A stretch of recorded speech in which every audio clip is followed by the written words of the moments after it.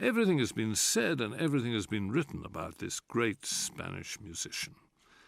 Although his work is universal, the radiance of his native city, Seville, permeates it all. Seville with its Torre del Oro, its Giralda, its cathedral, the Santa Cruz area, the tall palm trees, the cheerful bustle of its streets, the smile of its graceful women.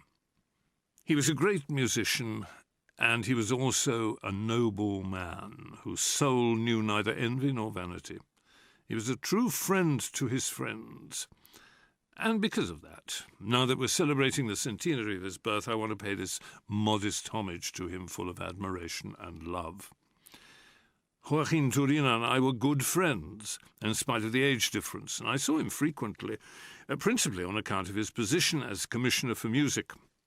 His office was in the Ministry of Education, where I went to see him most days in the late morning to chat about music and thousands of other things, and to drink a glass of dry sherry, which, like the good Andalusian that he was, he liked to give his friends.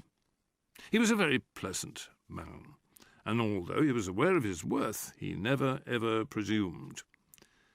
He left us an extensive musical legacy.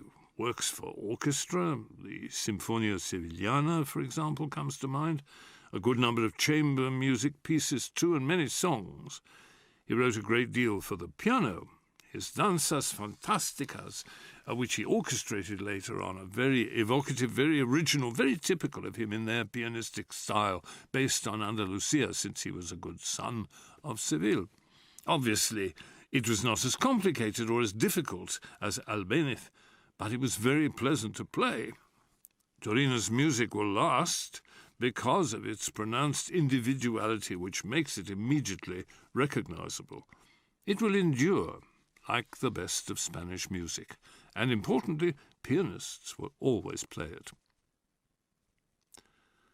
For the musicians of my generation, it's still too soon. For me, it will always be too soon to comment on the music of Joaquín Turina with the objectivity with which we speak of the music of Debussy, of Wagner, of Schubert, or of Brahms.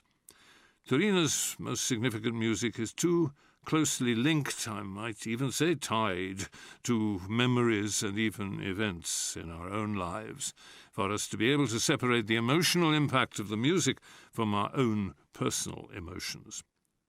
But one thing is already clear: the architectural perfection of his music remained faithful to an expressive imperative, which, based on complete sincerity, was able to find the ideal language, form, and palette suitable to communicate it.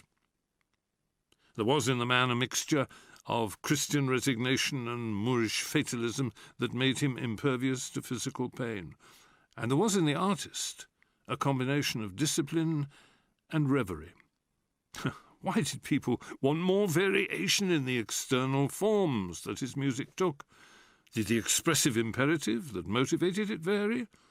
It couldn't vary, because the discipline made possible the reverie, and the reverie gave emotion to the discipline.